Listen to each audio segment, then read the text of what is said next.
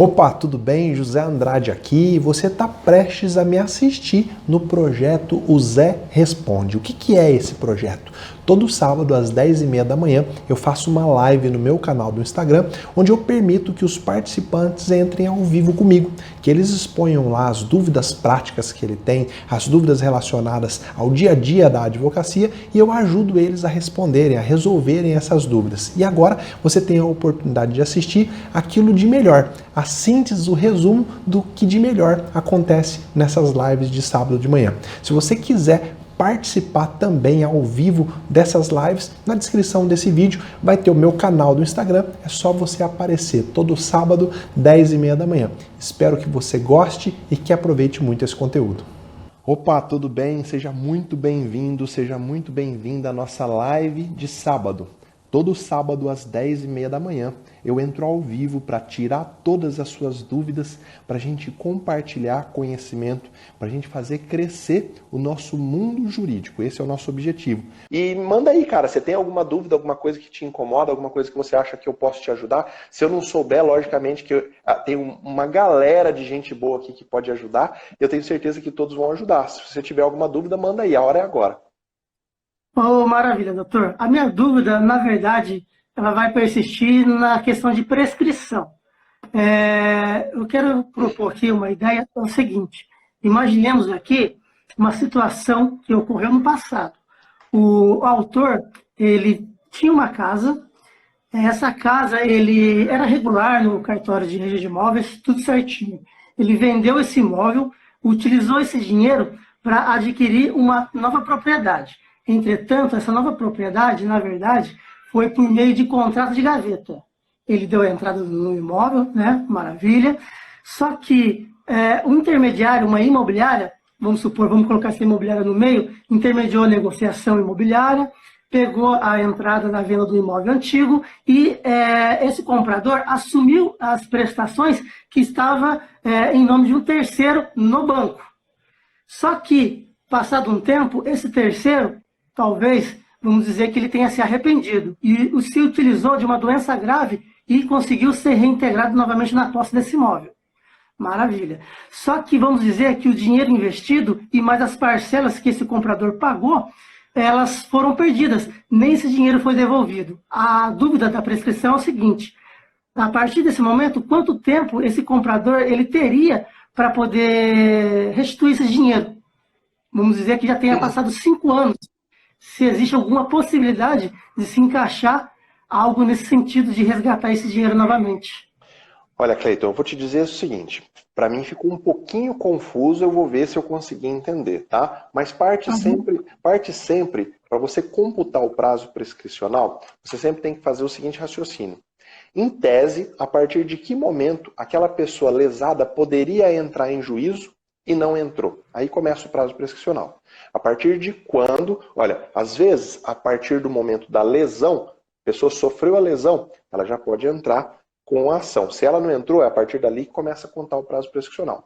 Às vezes, a partir da lesão, não necessariamente ela pode entrar com o direito de ação. Por quê? Porque ela não teve conhecimento da lesão. Às vezes ela vai ter conhecimento da lesão anos depois. Então, às vezes, o prazo prescricional se inicia da ciência daquela efetiva lesão. Então, esses raciocínios que você vai fazer para olhar para o seu caso concreto. O prazo em si, você sempre vai ter que olhar lá para o Código Civil. O Código Civil, ele traz hipóteses claras de prescrição, tá? Se for uma relação de direito civil, duas pessoas normais comprando uma da outra. Se for uma relação de consumo, talvez você vai ter que olhar para o Código de Defesa do Consumidor. Mas sendo uma relação de direito civil, você vai olhar para o Código Civil. Se não existir nenhuma regra expressa, aí vai contar sempre o prazo maior, tá? Você lembra que no anterior no Código Civil antigo, que muito provavelmente você nem deve ter estudado ele, né? Porque você tem 1 ano de formado, você já estudou o Código Civil novo, o prazo era sempre vintenário, né? Sempre de 20 anos. O Código falava assim, não havendo previsão expressa, porque o Código traz, prescreve em tantos anos a ação do alimentado contra o alimentante, prescreve em tantos anos a ação de locupletamento ilícito. Quando o Código não traz expressamente o seu caso, aí fica para a regra geral, tá? No Código anterior de 20 anos, agora de 10 anos. Então, é muito importante que você faça essa leitura. Primeiro ponto, para identificar o marco inicial vai ser sempre quando a pessoa poderia entrar com a ação, que ela teve ciência de todos os elementos para entrar com a ação e não entrou.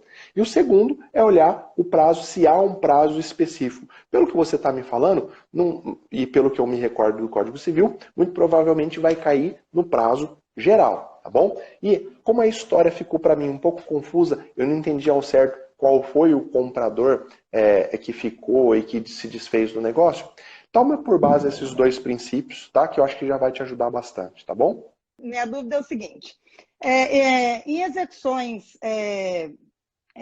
de pensão alimentícia, quando a pessoa se burla de ser encontrado, de ser citado, de ser intimado, quando ele está se burlando do processo, eu sei que as possibilidades, a mais viável seria a citação por edital, depois de esgotadas todas as tentativas.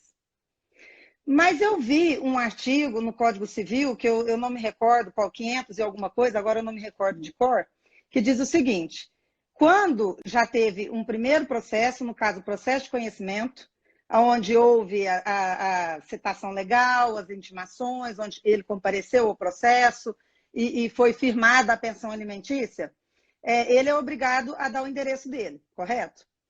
Sim. E esse artigo diz que é obrigação do réu, do requerido, informar no processo quando ele muda de endereço, quando ele muda de cidade. E quando ele não faz isso, no processo de execução, eu posso dar ele por citado pelo processo de conhecimento. Uhum. Então, nesse caso, como que eu posso agir? Que pedido eu posso formular para o juiz no processo de execução? Tá. Obrigado pela sua pergunta. Ela é muito, muito importante. Ela é muito inteligente, porque ela envolve um baita de um raciocínio jurídico. Tá? E a gente consegue identificar os bons profissionais justamente nessa hora, naqueles que conseguem fazer raciocínio jurídico. Infelizmente, a faculdade não ensina a gente a pensar, né? A gente tem que aprender isso sozinho, mas a prática mostra como pensar. Vamos lá. Existem ritos, eu gosto de chamar de caminhos. Cada rito é um caminho diferente. O rito é um caminho para te levar ao seu direito. Então, o direito à pensão alimentícia existe, né? Ninguém duvida que existe o direito à pensão alimentícia. Mas existem caminhos diferentes. Vamos imaginar que são estradas diferentes para chegar no mesmo destino, que é a pensão. Para todo tipo de obrigação, então nós estamos falando de uma obrigação de pagar alimentos, mas pode ter uma obrigação de indenizar, pode ter uma obrigação contra a fazenda pública. Existem caminhos diferentes para chegar no mesmo objetivo. Tá? Lá no Código de Processo Civil, quando ele está falando do cumprimento de sentença, e quando ele está falando de um cumprimento de sentença comum, tá? Esquece a sentença que obriga a pagar alimentos. Quando ele está falando do cumprimento de sentença comum, ou seja, um caminho aqui, ó, o caminho da sentença que obrigou a pagar alimentos é esse. Nós estamos falando do caminho comum. O caminho, vamos dizer, que tenha mais pistas, que caiba mais gente. Nesse caminho comum, o código fala justamente o que você disse, que o réu ele é obrigado a manter atualizado o seu endereço no processo. Tá? Se o autor tentar intimar o réu para cumprir a sentença no endereço que ele forneceu e ele não encontrar, é presumida que a intimação foi feita. Tá? Uhum. Tem sim um dispositivo que fala isso. Esse dispositivo, então, serve para o cumprimento de sentença comum. Tá? O cumprimento de sentença que obriga a pagar a pensão, ele tem um rito próprio. E lá nesse rito próprio você não vai encontrar isso. Mas a grande sacada está em você usar subsidiariamente as regras lá do procedimento comum para o seu procedimento especial de alimentos. Você vai desenvolver esse raciocínio para o juiz. Tá? Não existe pronunciamento do STJ dizendo que isso é proibido. Você não vai encontrar isso. Tá? Agora, o que você não pode esquecer é que a obrigação de pagar alimentos, ela traz uma consequência muito mais grave do que a obrigação de pagar uma dívida comum, que é a possibilidade da prisão do devedor. Uhum. Tá? Então, quando você pedir para o juiz usar essa regra do procedimento comum, você vai falar assim: juiz, existe essa regra para o procedimento comum. Eu sei que nós não estamos no procedimento comum, nós estamos no procedimento especial, mas eu quero que subsidiariamente Vossa Excelência aplique essa regra, porque o réu ele tem o dever de cooperar com o processo. Ele não pode, tá lá, princípio da cooperação. Ele não pode simplesmente mudar de endereço e dar de ombro para aquela pessoa que está esperando a pensão. Então o dever dele deveria ser ainda maior do que o devedor comum. Tá? Se essa regra pode ser aplicada para o devedor comum, mais ainda tem que ser aplicada para o devedor de alimentos, uma vez que a verba que ele deve é de caráter alimentar, uma pessoa pode morrer se ficar sem ela. Então você vai desenvolver um raciocínio para aplicar subsidiariamente essa regra no procedimento do cumprimento de sentença de alimentos. Tá? Se por acaso o juiz indeferir, logicamente você vai analisar a possibilidade de você recorrer, mas você também tem a possibilidade da intimação por edital. Às vezes é um pouquinho mais demorada, mas a intimação por edital, o STJ já se manifestou que ela é perfeitamente cabível e que ela pode levar à prisão. Intimado por edital para pagar a pensão e não foi feito o pagamento, prisão do alimentante. Eu já decretei inúmeras vezes e a prisão costuma funcionar como mágica. Quando sai o decreto de prisão, aparece o dinheiro para pagar a pensão. Então, é você que no caso concreto vai pensar em trilhar os dois caminhos. Nada impede que você faça os dois em paralelo. Você fala: olha, juiz, eu não conheço mais endereço. Já tentei todas as formas, ou então pede o auxílio do juiz para descobrir novas formas, oficia para a companhia de água, de luz, seja do que for. Então, já tentei todos os esforços. Então, primeiro, eu quero que comece a ser feita a intimação dele por edital, para ele pagar, e, paralelamente, eu gostaria que Vossa Excelência desse ele como intimado com base na regra lá do Código de Processo Civil e você desenvolve o seu raciocínio jurídico.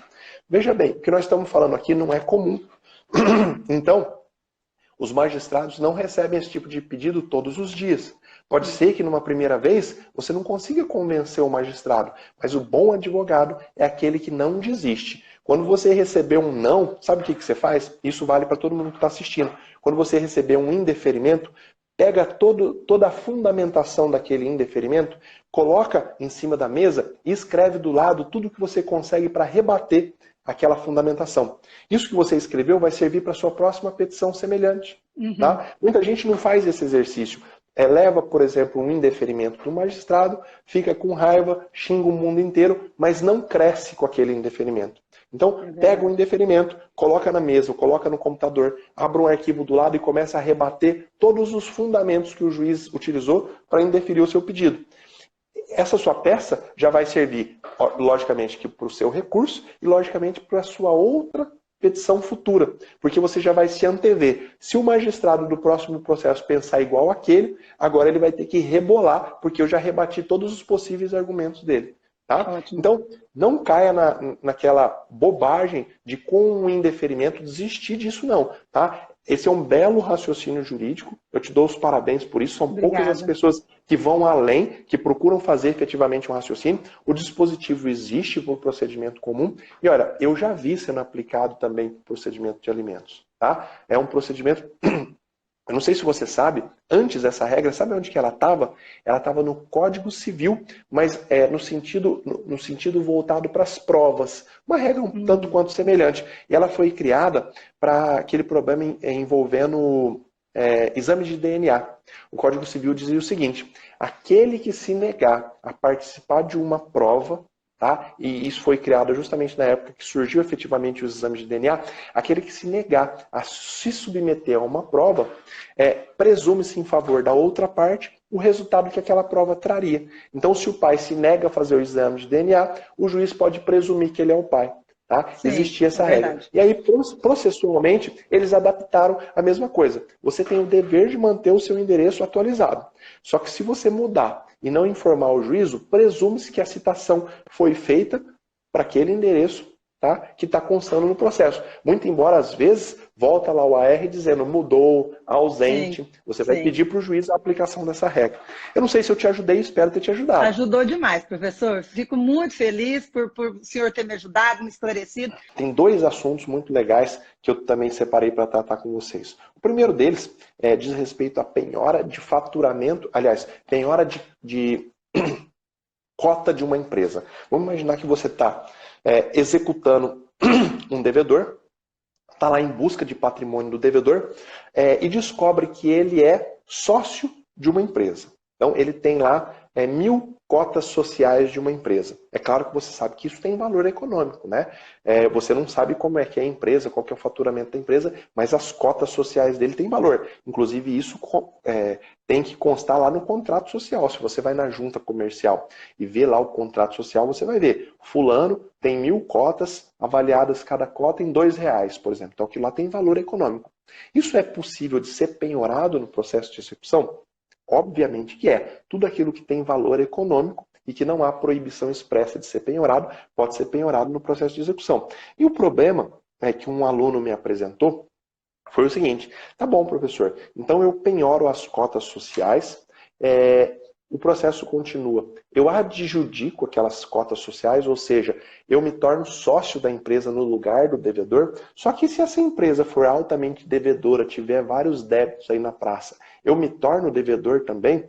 Olha, vamos separar as coisas. Você nunca, jamais vai adjudicar as cotas sociais da empresa antes de ser feita uma avaliação. Tá?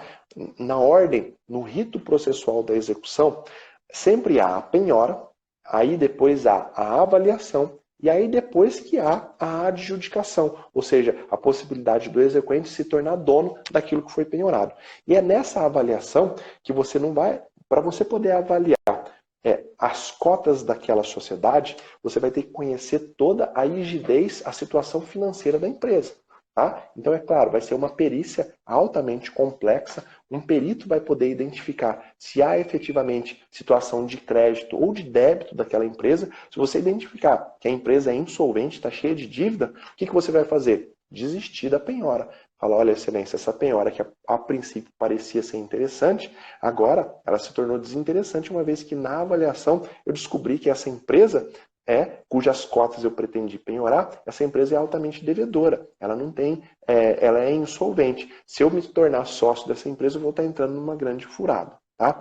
Agora, se você não tiver esse cuidado, e se você se tornar efetivamente sócio da empresa, você, como sócio da empresa, a empresa vai continuar devedora de quem ela deve e você vai participar na medida das suas responsabilidades de sócio. Tá? É claro que a gente deve falar aqui que dentro do direito comercial, direito empresarial, né, quem é mais velho chamava de direito comercial. Sabe que existe uma teoria que fala que ninguém pode ser obrigado a se tornar sócio de quem não quer. Tá? Então você vai encontrar doutrina sustentando até a impossibilidade do credor adjudicar as cotas sociais. Tá? Por quê? Porque os outros sócios não são obrigados a ser sócio daquela pessoa de fora. Tá? Porque tem a affectus societatis, que é a afeição social. Eu só posso ser sócio daqueles com quem eu tenho afeição, daqueles com quem eu quero ser sócio. Né? E um terceiro, o exequente, ele entraria na sociedade e ele não teria essa afeição com os outros sócios, com aqueles sócios que já eram sócios do devedor. É muito importante que você saiba que antes da adjudicação, antes do exequente adjudicar a cota, a lei fala que tem que ser dada prioridade para os sócios remanescentes da empresa. Então, se a empresa tem 3 sócios, um é devedor, esses 2 aqui, eles têm preferência na hora de adjudicar as cotas daquele que vai sair, daquele devedor, para que não entre um terceiro totalmente desconhecido. Então é importante que você conheça isso, tá bom? Eu queria trazer esse alerta para você, sempre que você for pensar em adjudicar, antes até, sempre que você for pensar em penhorar cota social de algum devedor, procure saber aí, tá? De como está a situação financeira da empresa. Como que você faz isso? Faz uma busca em cartório de protesto, faz uma busca no site dos tribunais para saber se essa empresa não está cheia de processo, não está altamente devedora. É claro que você só vai saber efetivamente no momento em que for feita uma perícia. Tá? No momento em que foi feita uma perícia de avaliação daquelas cotas. Ah, professor, mas eu não quero fazer a penhora para depois fazer a perícia. Então, peça dentro do processo de execução, tá? Indique a penhora, as cotas sociais, mas peça para o magistrado intimar o devedor para que ele apresente o balanço comercial da empresa. Com isso, você já fica sabendo a situação da empresa, tá bom? A minha dúvida é a respeito de arquivamento do processo. Suponhamos que seja um processo assim de consumidor e uma responsabilidade de fato. Aí a parte entraria com o processo, juntaria documentos para gratuidade e posteriormente verificou que aqueles documentos para gratuidade não eram fidedignos. E o juiz revogou e intimou a parte para pagar sob pena de arquivamento. Uhum. Só que o réu ele tem interesse de provar que ele não tem responsabilidade. Nesse caso, o réu ficaria prejudicado, né? Olha, Teria alguma pode possibilidade terminar. do réu continuar com o processo? Olha, legal, sua pergunta é muito boa, porque ela envolve um chamado pressuposto processual. Para a gente poder, eu gosto sempre de fazer o seguinte paralelo. Para você conseguir viajar de ônibus, o pressuposto é que você tenha pago a passagem, tá? Salvo aqueles casos em que a passagem é gratuita. Tá? Existe hoje passagem gratuita para idoso, existe passagem gratuita para estudante, tá? Existe na legislação. Então, com o processo funciona da mesma forma. Para você entrar no ônibus do processo e ter direito a uma sentença lá no final, como regra você tem que pagar. São as custas, tá? Salvo se você conseguir a gratuidade. Por isso que a gratuidade ela acaba sempre sendo analisada no primeiro despacho do juiz. Que ele vai dizer assim, olha, se você não tiver direito à gratuidade, você tem que pagar a passagem, senão você não vai viajar. Senão seu ônibus nem sai do lugar, seu processo nem começa, né? Nem caminha. Então, geralmente o juiz, isso até foi um tema legal que nós tratamos na live da semana passada, alguns juízes já de cara, identificando que tem algum elemento que mostra, que faz o juiz ficar desconfiado se aquela pessoa é pobre ou não, o juiz determina a complementação dos documentos. Olha, junta extrato bancário, junta isso, isso e aquilo, para provar que realmente você merece a gratuidade da justiça, que você merece viajar sem pagar passagem. Tá? E, enquanto isso, a relação ainda não se estabeleceu. Tá? Enquanto isso, a relação com a outra parte, em regra, ainda não se estabeleceu. Ainda não houve a citação da outra parte. Eu digo em regra, porque às vezes acontece já. Às vezes o juiz determina a juntada de um documento e já manda citar a outra parte. Aí a relação ela se triangulariza, né? Passa a ter autor, juiz e réu. Tá? Na grande maioria dos casos, a situação nem se triangulariza ainda. O juiz já analisa e ali mesmo ele já indefere. Ele já fala, ó, ou pague as custas, tá? Senão o seu ônibus nem vai sair do lugar. Se o juiz determina a citação da outra parte, geralmente implica a parte procurar advogado, a parte começar a ter despesa, a parte ter ciência do processo. Por isso que esse não é o caminho mais adequado. O mais adequado é o juiz analisar a gratuidade da justiça ali já de cara. Se for o caso de indeferir e a parte não recolher as custas, arquiva-se o processo, na verdade se extingue o processo, né? Porque por falta de cumprir um dos pressupostos processuais, que é a regularidade do pagamento das custas, se extingue o processo e se a parte quiser, ela pode entrar com outro. Só que para entrar com outro, ela tem que pagar as custas desse processo antigo e as custas do processo novo. Tá? Pouca gente sabe disso e é importante que se diga. Agora, se num caso, por exemplo, o juiz mandou citar o réu está lá esperando. Ainda não começou a contar o prazo dele para a defesa. Mas no meio do caminho, o juiz indeferiu a gratuidade. E aí negou a parte. Negou a parte o direito de andar no ônibus da justiça, negou a ela o direito de ter o processo, ter seguimento ao processo, o juiz da mesma forma vai extinguir o processo. Não tem como continuar para que a parte requerida possa provar que ela tem o direito e que o pedido do autor ia ser julgado improcedente. Agora, se já houve algum ato processual, como por exemplo a apresentação de contestação, nessa extinção do processo, o juiz tem que arbitrar honorários advocatícios para o patrono do réu. Tá? Tem que fazer com que o autor pague também as custas processuais que eventualmente o réu tenha suportado. Isso por conta do princípio da causalidade. Todo aquele que der causa ao processo, tá? Fica obrigado a pagar as despesas da outra parte. Então, eu não sei até que ponto vai o raciocínio que você queria fazer, mas se a parte requerida foi chamada, apresentou contestação e o juiz mesmo assim extinguiu o processo sem examinar o mérito por falta do pagamento das custas, nessa sentença ele tem que arbitrar honorários advocatícios em favor do patrono do requerido. Tá? É assim que funciona.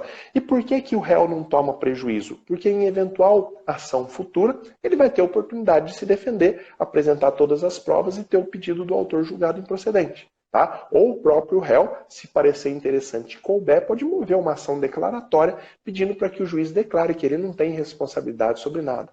Tá? O réu pode se adiantar também, não precisa só ficar esperando a postura do autor e entrar com uma nova ação. Tá bom? Eu não sei se eu fui nos pontos que você queria aí.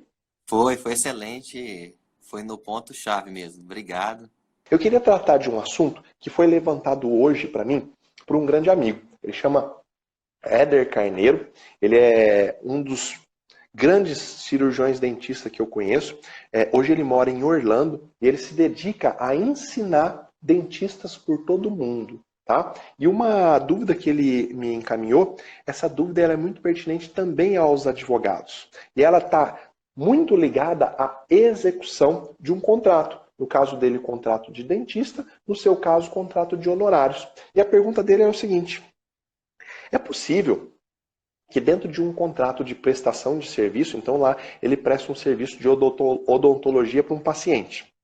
É possível que lá nesse contrato tenha uma cláusula dizendo que o valor do serviço, o valor do serviço que o cliente está aceitando a pagar naquele contrato vai ser estabelecido em um adendo de acordo com as despesas e as necessidades que forem surgindo ao longo do tratamento. Por exemplo, imagina que o cliente assinou o contrato, aceitando se submeter ao tratamento dele. No seu caso, o cliente assinou o contrato, aceitando que você seja o advogado dele, e lá nesse contrato você ainda, no momento da assinatura do contrato, você ainda não tem condições de estimar quais serão os custos que você vai ter para cumprir aquele serviço que você se obrigou. No seu caso de advogado, por exemplo, você não sabe quantas viagens você vai ter que fazer até a comarca do processo. Você não sabe quantos profissionais talvez você vai ter que contratar para te auxiliar, tá, a cumprir aquele contrato de honorários. Às vezes você vai ter que contratar, por exemplo, um advogado para fazer uma sustentação oral num tribunal superior que não é a sua expertise. Então, você pode sim ter uma cláusula dentro do contrato que fala que o valor vai ser estabelecido em anexo, em um adendo contratual, de acordo com as necessidades que forem surgindo. No caso do dentista, às vezes, no primeiro exame que o dentista fez no paciente, ele identificou lá talvez o tratamento de umas cáries, alguma coisa assim. Mas no momento em que ele abriu o dente, ele vê que tem a necessidade de fazer, por exemplo, 2, 3 raio-x, que tem um custo mais elevado. E esse custo não estava previsto inicialmente. E aí vai entrar nesse adendo contratual. Por exemplo, também, ele está lá fazendo o tratamento de uma cárie e ele descobre que tem um dente que precisa fazer um tratamento de um canal, cujo preço é muito maior. E isso tudo vai entrar no adendo contratual. Agora, onde que está a grande chave da questão? Nesse adendo contratual, para que ele seja líquido e você consiga executar esse contrato com base também nas despesas desse adendo, tudo que for constar nesse adendo contratual tem que ter a ciência e a concordância da outra parte. Tá? Então o dentista está lá no meio do tratamento, identificou, olha, nós vamos ter que fazer aqui 2, 3 raio-x, esse raio-x tem um custo adicional que não estava previsto inicialmente de mais R$1.000, posso colocar no nosso adendo, você está de acordo? O cliente pode, é necessário fazer, o cliente assina o adendo e pronto. Junto com o contrato, você tem um adendo assinado pelo cliente e você pode executar. Na relação profissional do advogado com o cliente, mesma coisa. Surgiu a necessidade de um deslocamento para uma outra comarca. Isso vai gerar custos para o advogado. E o advogado não quer pedir antecipação para o cliente. Eu sei que geralmente o advogado pede para o cliente antecipar os custos dessa viagem. Mas é importante que se coloque no adendo e que o cliente assine esse adendo. Porque lá na frente, se você precisar executar esse contrato de honorários, ou no caso do dentista, se ele precisar executar aquele contrato de prestação de serviço, tá? Se ele tem lá todos os requisitos de um título extrajudicial, esse contrato ele é líquido, ele está lá com o valor expresso, ele tem a certeza, ele tem a exigibilidade. Então, respondendo a pergunta do Éder, eu tenho certeza que responde a dúvida de muita gente, você pode ter uma cláusula em aberto sobre o valor no seu contrato de honorários, desde que você tenha um adendo onde todos os valores são tornados líquidos e você pegue sempre a assinatura da parte. São as despesas extras, muito normal de surgir ao longo de uma contratação, tá? É muito normal que surja. Então, durante o processo, você precisa do auxílio de um colega de uma outra área jurídica que não é a sua expertise, tá? Isso tem que estar bem esclarecido no seu contrato sobre a possibilidade de você contratar um advogado para te auxiliar numa área que você não tem expertise, mas com a concordância também do cliente, tá bom? Eu espero que eu tenha ajudado a esclarecer a dúvida do Éder. Eu espero que, se você também, como advogado, tinha essa dúvida, eu espero que agora ela esteja sanada. A minha dúvida é sobre a execução provisória das astrentes. Tá? Quando, em determinado processo, uma das partes, o autor, no caso, denuncia o descumprimento das astrentes, e o juiz abre prazo por meio de nota de expediente, de um despacho, para a parte adversa se manifestar sobre a alegada descumprimento das astrentes, e ela deixa de fazer isso. Por exemplo, o comunicado, o despacho saiu em maio e ele só veio se manifestar nos autos em dezembro. A minha dúvida é o seguinte: está precluso o direito de contestar ou não? Bom, legal sua pergunta, tá? Até porque ela está num terreno meio nebuloso. Você não vai achar nada no código, até porque eu tenho certeza que você, como bom estudante, já deve ter vasculhado o código e não achou a resposta para isso. Então, isso são respostas que só a prática vai te dar. Primeira coisa, se o juiz determinou uma obrigação sob pena de multa, se a outra parte não cumprir a obrigação, o que você vai fazer é já executar a multa. Já vai entrar com pedido de execução. Tá? A execução já é para pegar dinheiro, penhorar dinheiro e, se for o caso, transferir esse dinheiro para a conta única, até que ele possa ser levantado lá quando houver o trânsito em julgado. Então, não tem essa de comunicar e ficar esperando o que a outra parte vai dizer. A outra parte não cumpriu, já executa. Você geralmente comunica ao juiz que a parte não cumpriu para pedir a majoração. Tá? Olha, juiz, o senhor estabeleceu R$1.000 por dia de multa caso a empresa não tome essa atitude. E ela não tomou. Tanto não tomou que eu já estou executando aqui. Já entrei com o pedido de cumprimento provisório daquela multa. Mas eu quero que Vossa Excelência aumente o valor dessa multa, porque só R$1.000 não foi suficiente. Tá? Se o juiz der prazo para a parte se manifestar e estabelecer um prazo fixo, tá? Se ela não cumprir esse prazo fixo e vier depois apresentando qualquer manifestação, a manifestação da parte contrária tem que ser pedindo para que seja retirada do processo essa manifestação extemporânea. Tá? Sempre há preclusão quando o juiz dá um prazo certo para a manifestação. E isso não se trata de matéria de ordem pública. Só a matéria de ordem pública é que não há preclusão e a parte pode se manifestar ou suscitar ela a qualquer momento do processo, inclusive em grau de recurso. Tá? Então, a manifestação, se cumpriu ou não cumpriu uma determinação judicial, se ela não for feita no prazo, a outra parte tem que pedir para que seja desentranhada do processo. Tá? Esse é o caminho. Mas, ponto-chave sobre as astrentes. Não entra nessa discussão, não, de comunicar ao juiz que a parte não cumpriu. Começa a executar. Por quê? Porque na execução, aí há prazo certo para impugnação. Não impugnou, vai perder o dinheiro. Tá? Então, é lá na impugnação que a empresa é querida e vai falar, não, eu cumpri sim, está aqui ó, a prova do cumprimento. É lá que vai se estabelecer o contraditório. Esse contraditório, se cumpriu ou não cumpriu, se faz lá na execução das astrentes e não dentro do processo principal, senão vira um grande tumulto. Tá bom? Tá certo, professor. Muito obrigado.